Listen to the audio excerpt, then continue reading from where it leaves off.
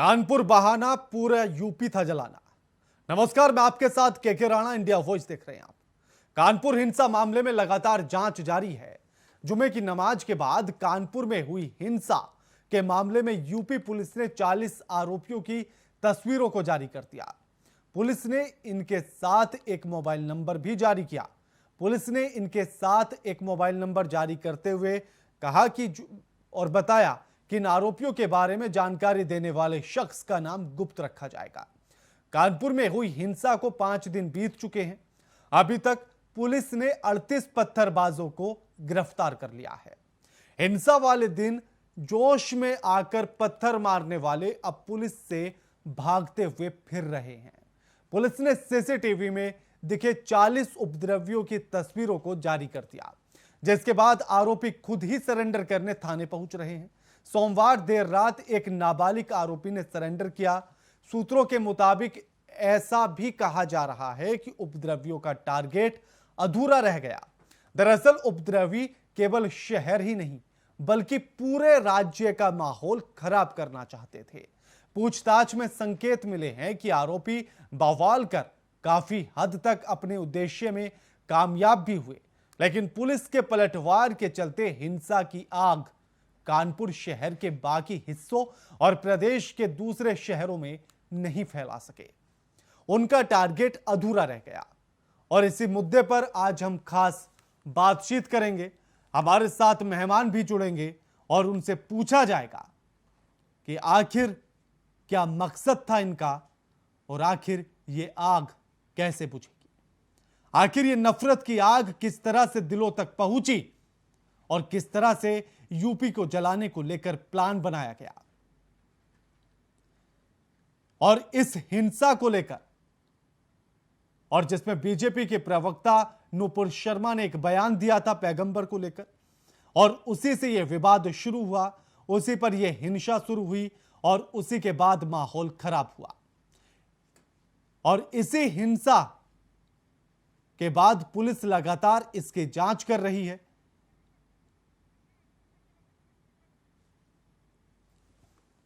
और इसी के साथ जब नूपुर शर्मा का यह विवाद को लेकर सिर्फ भारत ही नहीं बल्कि बाकी देशों से भी आपत्तियां आने लगी और इस बयान की निंदा की जाने लगी। 57 देशों के तमाम संगठनों ने इस पर आपत्ति जताई है। और यह तस्वीर आपकी टीवी स्क्रीन पर 3 जून 2022 को जो घटना हुई, जो हिंसा हुई, ये उन्हीं की तस्वीरें हैं जो उस हिंसा में शामिल थे, जो पत्थरबाजी कर रहे थे। साथ ही नीचे पुलिस के द्वारा लिखा गया कि उपरोक्त व्यक्तियों के बारे में सूचना देने वाले की पहचान को गुप्त रखा जाएगा। उसके साथ एक मोबाइल नंबर भी लिखा गया और कहा गया कि पुलिस को सूचना दी जाए जो भी इन लोगों के बारे में जानता है। इन 40 लोगों की इस सूची को जारी कर दिया गया है।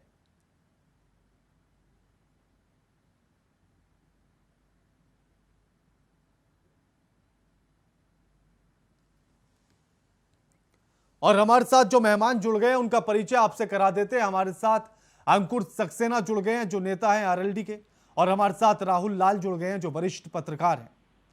अंकुर जी, कानपुर में हिंसा होती है, पुलिस ने तस्वीरें जारी कर दी हैं, लगातार जांच जारी है, और अब जो सबूत निकलकर सामने आ रहे हैं उसमें यह भी खबर है कि सिर्फ कानपुर ही नहीं पूरे उत्तर प्रदेश के माहौल को खराब करने की साजिश थी। देखिए राणा जी, सर्वप्रथम तो मैं राष्ट्रीय लोकदल और समाजवादी पार्टी गठबंधन का कार्यकर्ता, नेता एवं प्रतिनिधि होने के नाते आपके सम्मानित चैनल के माध्यम से ये स्पष्ट करना चाहता हूं कि कानपुर का जो भी प्रकरण है उस प्रकरण की हम लोग घोर भर्त्सना करते हैं। साथ में हम आपके चैनल के माध्यम से ये भी मैसेज देते हैं कि उत्तर प्रदेश में सभी भाइयों से और सभी धर्म संप्रदाय के अपने साथियों से मेरा ये अनुरोध है आपके सम्मानित चैनल के माध्यम से कि कृपया शांति बरतें। जो भी प्रकरण में दोषी हो, सरकार से मैं ये डिमांड करता हूं, प्रकरण के लिए जो भी उत्तरदायी हो बिना धर्म जाति संप्रदाय के बंधन के निष्पक्ष एवं पारदर्शी तरीके से उन सभी लोगों के खिलाफ कार्रवाई करें जो इस तरीके की घटनाक्रम में शामिल है। साथ ही मैं ये भी डिमांड करता हूं कि भारतीय जनता पार्टी की प्रवक्ता या एक्स प्रवक्ता या भारतीय जनता पार्टी की निष्कासित कार्यकर्ता नुपुर शर्मा, जिनके बयान के बाद इस तरीके का जो सांप्रदायिक माहौल बिगड़ा है, तो केवल अपनी पार्टी से निष्कासन एक अपने कर्तव्यों की इतिश्री नहीं हो गई है। लॉ एंड एडमिनिस्ट्रेशन के आधार पे जो सबसे पहले दोषी है, आप उसके खिलाफ भी तो कार्रवाई कीजिए, ताकि समाज में ये मैसेज जाए, लोगों तक ये मैसेज जाए कि वो किसी भी राजनीतिक दल से जुड़ा हो, किसी भी पंथ से, किसी भी धर्म से, किसी भी जाति या बंधन से परे, हमारे लिए सबसे पहले संविधान की सर्वोपरिता है। रूल ऑफ लॉ जो है वो हमारे लिए सर्वप्रथम है और उसी के आधार पर हमारा प्रशासन चलाया जा रहा है। आज की डेट में लोगों ने जो कानपुर का घटनाक्रम है, कानपुर का घटनाक्रम निसंदेह बहुत दुखदाई है, लेकिन इसमें आपको दो चीजें प्रत्यक्ष रूप से दिखेंगी। पहला आपको दिखेगा कि इंटेलिजेंस फेल्योर। हमारे यहाँ जब भी इस तरीके का घटनाक्रम होता है, और वो भी जब वीवीआईपी मूवमेंट हो, उस दिन इस तरीके का घटनाक्रम होना, इसका मतलब यहाँ पे कहीं ना कहीं इंटेलिजेंस फेल्योर है, जो प्रत्यक्षता नजर आता है। दूसरे जो दुखद घटनाक्रम रहा, केवल एक बयान से, केवल अपनी जुबान पे कंट्रोल ना करने से हमारे भारतवर्ष में विश्वमन करते रहने की प्रवृत्ति के कारण और उसके आधार पर अपनी लोकप्रियता को बढ़ाने की चाहत में रूपाली जी द्वारा जो स्टेटमेंट दिया गया, जो बयान दिया गया है, कहीं ना कहीं उस बयान से इंटरनेशनल लेवल पे भारत की जो छवि है, उस छवि को धक्का पड़ा। और मेरा भारत के केंद्रीय नेतृत्व और प्रदेश में, हमारी प्रदेश नेतृत्व में जो सरकार है, जो प्रदेश का और केंद्र का प्रतिनिधित्व कर रही है, उनसे मेरा निवेदन है कि कम से कम अपने जिस राजनीतिक दल से वो लोग संबद्ध है, वहां के प्रतिनिधियों, प्रवक्ताओं और जो पॉलिटिकल लीडर्स हैं, उनके ऊपर इस बात का नियंत्रण करें कि इस तरीके के विश्वमन से कहीं भारत को भविष्य में आघात ना हो, क्योंकि इकोनॉमिकली अभी हम लोग स्ट्रॉन्ग नहीं। बिल्कुल बिल्कुल ठीक है, मैं जवाब ले रहा हूँ। केसी जैन जी हमारे साथ जुड़ गए, बीजेपी के नेता है, आपका भी स्वागत है केसी जैन जी। केसी जैन जी, जिस तरह से अभी तक पूछताछ में जो बातें निकलकर सामने आ रही हैं, पुलिस पूछताछ में, उसमें यूं कहा जा रहा है कि ये सिर्फ कानपुर तक के लिए सीमित नहीं था, पूरे यूपी को का माहौल खराब करने की एक साजिश थी। वहां पे जो घटनाक्रम हुआ, तो वहां के प्रशासन ने, पहले से प्रशासन अलर्ट था, प्रशासन ने वहां के बुद्धिजीवियों के साथ में, और जो वहाँ पे मस्जिद के मौलाना मौलवी थे, जो इस तरीके के जो ऐलान कर रहे थे, जो रहनुमाई कर रहे थे, उनसे बातचीत प्रशासन ने की और उन्होंने कहा कि हम कोई अभी आंदोलन नहीं करेंगे, और उसको उन्होंने टाल दिया था। अगले कुछ दिनों के लिए उन चीजों को टाल दिया गया था। उसके बाद में जुमे की नमाज के बाद जिस प्रकार से वहाँ से मस्जिद से लोग भीड़ निकलती है और इस तरीके का कुकृत्य करती है, पत्थरबाजी करती है, जबरन दुकानें बंद कराने का प्रयास करती है और वहाँ पे असलहे भी लहराए जाते हैं, तो तमाम सारा घटनाक्रम दिखाई देता है। दरअसल वहाँ पे फोर्स भी कम थी, फोर्स कानपुर देहात में थी ज्यादातर, क्योंकि वहाँ पे राष्ट्रपति महोदय आए हुए थे और यहाँ पे फोर्स कम थी। लेकिन अलर्ट होने के बाद, सूचना मिलने के बाद तत्काल प्रशासन हरकत में आया, कोई कैजुअलिटीज नहीं होने पाई, तत्काल पूरी घटनाक्रम को कंट्रोल में लिया गया। और आपने जो सवाल किया कि पूरे प्रदेश में, पूरे देश में इस तरीके की घटना को, इस तरीके की आग लगाने की जो साजिश थी, उसको जिस प्रकार से शासन प्रशासन ने एक स्थान मात्र पे ही कंट्रोल कर लिया, और साथ ही साथ सरकार ने। लेकिन कैसे जी, एक सवाल तो ये भी है ना कि वीवीआईपी दौरा होना था कानपुर में, और उस समय पर अगर ऐसी घटना घट जाती है तो कहीं ना कहीं इंटेलिजेंस फेलियर है ये। बिल्कुल, देखिए कहने को तो कह सकते हैं, लेकिन बात यह है कि कह सकते हैं या फेल है, जो गद्दार और धोखेबाज लोग हैं, और खास करके जब जिन लोगों ने इस तरीके का ऐलान किया था बंद की, और उन लोगों के साथ प्रशासन ने बैठक की, बैठक होने के बाद में उन्होंने कह दिया कि हम कोई इस तरीके का प्रदर्शन, इस तरीके की बंदी नहीं करने वाले। फिर क्या बचा? प्रशासन अलर्ट था, प्रशासन अपना काम कर रहा था, इंटेलिजेंस जो रिपोर्ट आ रही थी उसके अनुसार ही प्रशासन ने उन लोगों को बुला करके बातचीत की। बातचीत के बाद अगर कोई रास्ता निकल आता है, तब तो उम्मीद नहीं की जा सकती है कि प्रदेश के अंदर, देश के अंदर स्थानीय व्यक्ति जो रह रहा है, जिसको पुलिस नाम पता एड्रेस के साथ अच्छी तरीके से जानती है, इसके साथ बैठ करके पुलिस ने मीटिंग की, वो इस तरीके से गद्दारी, धोखाधड़ी करके इस तरीके से माहौल खराब करने का काम करेगा। लेकिन वो बख्शे नहीं जाएंगे। 40 लोगों के पोस्टर जारी हुए हैं, उनके नाम पता एड्रेस पुलिस को नहीं पता है, स्थानीय लोग ही लगातार सूचना दे रहे हैं। उसमें कौन, जात किस धर्म, किस मजहब का है, ये भी पुलिस को नहीं पता है। पुलिस ने तो जिन चेहरों को देखा पत्थरबाजी करते हुए, उनके पोस्टर जारी किए, तो ये भी ठीक है। हमारे साथ वरिष्ठ पत्रकार भी, उनसे भी सवाल ले लेते हैं। बिल्कुल केसी जी, ठीक है, लौटूंगा आपके पास केसी जी, लौटूंगा। राहुल जी, किस तरह से इस पूरी घटना को देखा जाए और इसका विश्लेषण क्या कुछ कहता है? देखिए, इस घटना को हम लोग को 3 आयाम पे देखना पड़ेगा। एक तो जो बीजेपी की पूर्व राष्ट्रीय प्रवक्ता है नुपुर शर्मा जी का बयान, उसके बाद है कि उनके बयान के बाद जो कानपुर में जो घटनाक्रम घटी, यानी कि घटनाक्रम घटने से पहले की स्थिति कि किस प्रकार से खुद एक तरह से पुलिस कह रही है कि वहां पे काफी संगठित ढंग से पूरे मामले को अंजाम दिया गया। तो संगठित ढंग से अंजाम दिया गया तो फिर वो क्या परिस्थितियां थी जिसको टाला नहीं जा सका। अब फिर घटनाक्रम के बाद की स्थिति, तो देखिए, अगर उत्तर प्रदेश पुलिस से मैं शुरू कर रहा हूँ तो उत्तर प्रदेश पुलिस के अगर काम को मैं बांटता हूँ घटनाक्रम से पहले की स्थिति, बाद की स्थिति, तो बाद की स्थिति में जो वो कार्रवाई कर रही है वो कार्रवाई काफी तीव्र गति में दिख रही है, पुलिस काफी अलर्ट मुद्रा में दिख रही है घटना घटने के बाद। लेकिन अगर अब मैं आपको घटना घटने के पहले की स्थिति में, तो देखिए जो तमाम हम लोग तस्वीरें देख रहे हैं, कई जगह पे ठेले पे भी पत्थर भरे हुए दिख रहे हैं, तमाम तरह की चीजें दिख रही हैं। तो ये जो संगठित रूप में हुआ है वो अचानक से नहीं हुआ है। खुद उत्तर प्रदेश पुलिस की माने जो वरीय पुलिस पदाधिकारी वो भी कह रहे हैं कि ये काफी प्लानिंग वे में हुआ है। तो अगर प्लानिंग वे में हुआ है तो वैसे समय में जबकि पूरे एक तरह से देश के प्रधानमंत्री वहां से 50 किलोमीटर की दूरी पे थे, देश के राष्ट्रपति वहां पे थे, प्रदेश के मुखिया वहां पे मौजूद थे, उनके सुरक्षा पे भी सवाल आता है कि कहीं प्लान कुछ और विस्फोटक रूप में होता तो क्या वहां तक भी ये स्थितियां जा सकती थी। तो उस जगह पे उत्तर प्रदेश पुलिस की फेल्योर दिखती है, वो तब दिखती है के राणा जी, जबकि ये कहा गया था कि कानपुर को एक तरह से पुलिस कमिश्नर सिस्टम में बदला जा रहा है और तब पुलिस की स्थिति काफी मजबूत होगी। प्रथम लिटमस टेस्ट था शुरुआती तौर पर, उसमें तो देखिए गड़बड़ी हुई। बाद के समय में पुलिस अलग ढंग से काम कर रही है, तमाम तरह की चीजें कर रही है, अब तस्वीरें जारी हो रही है, लोगों को पकड़ा जा रहा है, इसके लिए वो बधाई की पात्र है। लेकिन प्रथम खंड में पुलिस की कमियां दिखती हैं, उसको बहुत जल्द से जल्द दूर करने की जरूरत है। अब मैं आता हूं नुपुर शर्मा जी के बयान के मामले को लेकर।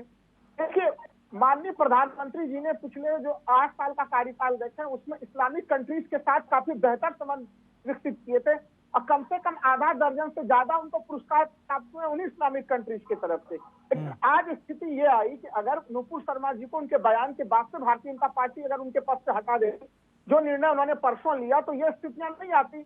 अलग अलग कम से कम अलग अलग देशों के राजदूत बुला के जो है वो भारतीय राजदूत से तलब कर रहे थे, आपत्ति प्रकट कर रहे थे, माफी मांगने के लिए कह रहे थे। तो ये जो एक स्थिति आई है गल्फ कंट्रीज के तरफ से, ये स्वतंत्र भारत में पहली बार ये स्थिति आई है और इस तरह से कूटनीति में हम लोगों को ये स्थितियां देखनी पड़ी हैं। तो उस मोर्चे पर भी हम लोगों को सोचने की जरूरत है। आज ग्लोबलाइजेशन का जमाना है के राणा साहब, हम आप जो कुछ भी कहते हैं वो त्वरित तौर पर पूरे दुनिया में फैलती है। बिल्कुल। इसलिए जो भारतीय जनता पार्टी इस तरह से दुनिया की सबसे बड़ी पार्टी है, लोकसभा में उनके एक तरह से बहुमत में है, राज्यसभा में भी वो बहुमत में है, 18 से अधिक राज्यों में उनकी सरकार है, उनके प्रवक्ता को बहुत ज्यादा ध्यान से बोलने की जरूरत है, क्योंकि वो जब बोलते हैं तो पूरी दुनिया बहुत ध्यान से सुनती है। ये घटनाक्रम से राणा साहब स्पष्ट हो गया है। बिल्कुल। केसी जैन जी, क्या ऐसे बयानों पर रोक लगनी नहीं चाहिए, जो सिर्फ क्योंकि ऐसे बयानों का असर सिर्फ देश तक नहीं रहता है, पूरी दुनिया में फैलता है। 57 देशों के तमाम संगठन बीजेपी के मतलब यानी कि हिंदुस्तान के खिलाफ खड़े हो जाते हैं, निंदा करते हैं, आलोचना करते हैं। जी जी, देखिए राणा जी, जहां तक बात है कि ऐसे बयानों को रोकने की या ऐसे बयान रुकने चाहिए, तो बिल्कुल किसी भी पार्टी के लीडर को कोई भी धर्म से संबंधित बयान नहीं देना चाहिए। आप पॉलिटिक्स कर रहे हैं, आप राजनीति में हैं, आप राजनीतिक बयान दीजिए, लेकिन किसी समुदाय विशेष के भावनाओं को ठेस पहुंचे ऐसे बयानों से बिल्कुल बचना चाहिए। लेकिन क्या होता है कि आप भी देखते हैं, हम लोग भी लगातार डिबेट में बैठते हैं, कभी कभी क्या होता है सामने वाले के उकसाने से व्यक्ति के मुंह से कभी कभी कुछ चीजें निकल जाती है। लेकिन यहाँ पे क्या है कि यहाँ पे पार्टी ने तत्काल एक्शन लिया, उनको पार्टी से 6 साल के लिए बाहर किया है, उनके खिलाफ FIR भी दर्ज हुई है, एक तरीके से उनका व्यक्तिगत बयान व्यक्तिगत मामला हो गया और नुपुर शर्मा जी अपना मुकदमा भी अपना लड़ रही हैं। तो ये सारी चीजें हैं।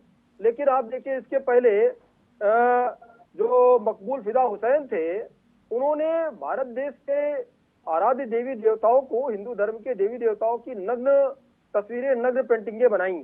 तो क्या हिंदुओं ने जाकर के उनके मुसलमानों के घरों पे जाके हमला कर दिया? क्या कितनी जगह पे अग्नि हुई, कितनी जगह पे पत्थरबाजी हुई इसको लेकर के कि मुझे एक मुस्लिम ने पेंटिंग बनाई है माँ सरस्वती की, माँ दुर्गा की, माँ काली की नग्न तस्वीर बनाई है, तो कितनी जगहों पे हिंदुओं ने पत्थरबाजी कर दी, कितने मुसलमानों को जिंदा फूंक दिया गया, ये भी सवाल उठता है ना।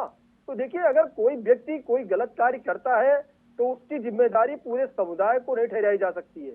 दूसरी बात यह कि अगर नूपुर जी ने ये काम कोई बयान विवादित दिया, उसका मुकदमा कायम है और उसको न्यायिक प्रक्रिया से निपटना जाना चाहिए। तीसरी बात यह है कि क्या अगर उन्होंने गलत कह दिया तो क्या पूरे समुदाय विशेष को, दूसरे समुदाय को टारगेट करके क्या आप पत्थरबाजी करेंगे, क्या आप गोली चलाएंगे, क्या आप पेट्रोल पंप फेंकेंगे? ये चीजें क्या इन चीजों को जस्टिफाई कर सकते हैं, सही सिद्ध कर सकते हैं? अगर ऐसा होने लगा तब तो तमाम सारे मुस्लिम धर्मगुरुओं के बयान आते हैं कि एक बंदर एक पत्थर लेकर के उड़ गया, कैसे मान सकते हैं? तमाम सारे कमेंट्स आते हैं हनुमान जी के ऊपर, दुर्गा जी के ऊपर, हमारे जितने भी आराध्य देवी देवता है उनके ऊपर कैसे कैसे बयान आते हैं, शिवलिंग को लेकर के कैसे कैसे बयान आते हैं, कैसे अपमानित किया जाता है हिंदू धर्म को।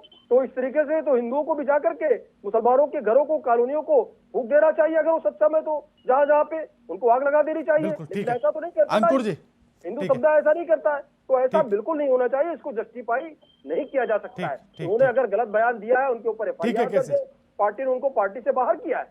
ठीक है कैसे जी। अंकुर जी, जी अगर देखा जाए तो बीजेपी ने जिस तरह से इस पूरे मुद्दे पर फिर कार्रवाई की अपने दोनों प्रवक्ताओं पर, उनको सस्पेंड कर दिया गया, एक अच्छा संदेश गया है। देखिए राणा साहब, निसंदेह मैं ये बात मानता हूं, इस मामले में मैं भारतीय जनता पार्टी की कार्यशैली को अगर तटस्थ भाव से देखता हूं तो निश्चित रूप से भारतीय जनता पार्टी ने अच्छा काम किया। देर आए दुरुस्त आए, लेकिन वो अच्छा काम किन परिस्थितियों में किया गया ये महत्वपूर्ण है। जब इंटरनेशनल लेवल का दबाव पड़ा, बयान तो कितने दिन पहले दिया गया था और निकाली कब गई, अभी 2 दिन पहले। तो कहीं ना कहीं इंटरनेशनल लेवल पे जब हमारे यहाँ थू हो गई, इंटरनेशनल लेवल पे हमारे यहाँ इंडिया का बाइकआउट किया जाने लगा। इवन इतना तक हुआ है जो गल्फ कंट्रीज के बड़े बड़े मॉल्स हैं उनमें भारतीय सामान का विरोध स्वरूप हटाया जा रहा है, उन सामानों की बिक्री नहीं हो रही है और आयात निर्यात तक पे प्रभाव पड़ने लगा है, तब आपके स्पोक्स पर्सन को हटाया जाता है। दूसरी बात, अगर आप इसकी जगह किसी अदर स्पोक्स पर्सन को, किसी अदर राजनीतिक दल को, या कोई राजनीतिक दल ना भी होता, कोई स्वतंत्र पत्रकार होता, कोई स्वतंत्र विचारक होता, वो इस तरीके का अगर भूले भटके बयान दे देता, तो क्या भारतीय जनता पार्टी के यही उत्तर प्रदेश में जो माननीय मुख्यमंत्री हैं या देश के जो माननीय प्रधानमंत्री हैं उनके घर पे बुलडोजर नहीं चलवाते, उनके खिलाफ क्या कार्रवाई नहीं होती? अभी तक आप बताइए, एक पर्सन जिसने इतना बड़ा बयान दिया जिससे भारत की आंतरिक व्यवस्था और इंटरनेशनल लेवल पर भारत की छवि को धक्का पहुंचा है, सांप्रदायिक माहौल बिगड़ने वाला है, क्या उसके खिलाफ रासुका जैसी धाराओं के तहत कार्रवाई नहीं की जा सकती थी? बिल्कुल की जा सकती थी। डैमेज कंट्रोल करने के लिए अगर आपको अपने कैंडिडेट के ऊपर सबसे पहले कड़ा अनुशासन का चाबुक चलाना है तो नियम और कानून का पाठ वहीं से पढ़ाया जा सकता है, परंतु भारतीय जनता पार्टी के द्वारा ऐसा नहीं किया गया। अभी हमारे केसी जैन है, हमारे मित्र भी हैं, भाई भी हैं। केसी जैन साहब ने एक बात बोली कि लॉ एंड ऑर्डर को लेकर भी आपने अपने सार में कहा, आपने कानपुर की व्यवस्था को भी लेकर कहा कि हम लोगों ने बहुत जल्दी कंट्रोल कर लिया। जैन साहब, आप ये चीज महसूस कीजिए कि जो कानपुर का घटनाक्रम था, उस कानपुर के घटनाक्रम से हमारी इंटरनेशनल छवि को धक्का पहुंचा। जहां पे भारत के राष्ट्रपति और वीवीआईपी मूवमेंट जैसी जगह हो रही है, उस जगह पर अगर इस तरीके का घटनाक्रम घटित होता है तो आप सोचिए इंटेलिजेंस फेल्योर किस लेवल का है। अभी आप ही कह रहे थे कि किसी एक व्यक्ति के लिए संपूर्ण समुदाय को दोषी नहीं ठहराया जा सकता, तो फिर आप कैसे कह सकते हैं कि कानपुर में जो घटनाक्रम घटित हुआ और उनमें जब पर्सन्स आइडेंटिफाई नहीं हो पा रहे हैं तो उसके लिए संपूर्ण संप्रदाय दोषी है? ये भी हो सकता है कि कई बाहर के लोग, वहां तो पूरा संपूर्ण समुदाय ही दोषी है। मस्जिद से निकले आप, मंदिर का वाहन हुआ था, मोहम्मद साहब को गाली देने के लिए क्या किसी मंदिर में हो रहा था जब 500-1000 लोग निकले थे? ठीक है मोहम्मद साहब को गाली दी। ठीक है केसी जी और अंकुर जी, हाँ ठीक है केसी जी, अंकुर जी, केसी जी, अंकुर जी। और दूसरी बात बताऊं आपको, समाजवादी पार्टी की सरकार थी, समाजवादी पार्टी सरकार में उसको भूल जाइए आप भी। जब समाजवादी पार्टी केसी जी, अंकुर जी, केसी जी, अंकुर जी, इस तरह से बहस नहीं हो पाएगी। जब समाजवादी पार्टी, सुनिए जैन साहब, जब समाजवादी पार्टी की सरकार थी और समाजवादी पार्टी को केसी जी, केसी जैन जी, केसी जैन जी, केसी जी, अंकुर जी, भाजपा सरकार में भाजपा केसी जी, मत कीजिए। केसी और अंकुर सक्सेना जी, इस तरह से बहस नहीं हो सकती और ना ही मुद्दे पर हम रुक सकते हैं। राहुल जी के पास जा रहा हूं। राहुल जी, बयान देने वाले बयान देकर निकल जाते हैं, लेकिन जो विदेश में बाकी हिंदुस्तानी रहते हैं वो कई बार परेशानियों में आ जाते हैं ऐसे बयानों के बाद, और नेताओं को इस बात की फिक्र बिल्कुल नहीं होती है, क्योंकि तमाम देशों से जो रिपोर्ट निकलकर सामने आ रही है वो इस बात को कह रही हैं। शहीद स्मारक पार्क को तोड़ दिया। राणा साहब देखिए, ये जो आपने सवाल पूछा बड़ा गंभीर किस्म का सवाल पूछा है। अगर आप देखिए कि भारत में जो विदेशी मुद्रा भंडार आ रहा है, केसी जी, राहुल लाल जी से मेरा सवाल है। राणा साहब मैं कह रहा हूँ जो सवाल है आपका वो काफी गंभीर है कि विदेशों में जो भारतीय रह रहे हैं, क्योंकि देखिए सबसे ज्यादा जो विदेशी मुद्रा भंडार आ रहा है जो विदेशों से आ रहा है वो है यूएई। उसके बाद सेकंड नंबर पे अमेरिका आता है, फिर थर्ड नंबर पे सऊदी अरब आता है, फिर दूसरे गल्फ कंट्रीज के नंबर आने शुरू हो जाते हैं। तो आप एक तरह से सोच के देखिए कि अगर अमेरिका और ब्रिटेन में भी काफी कमी संख्या में, तो जो पूरा का पूरा जो गल्फ क्षेत्र है वहां पे कम से कम अब से 1.5 करोड़ भारतीय वहां पे रह रहे हैं, जो भारत के अर्थतंत्र के लिए काफी ज्यादा प्रभावी है।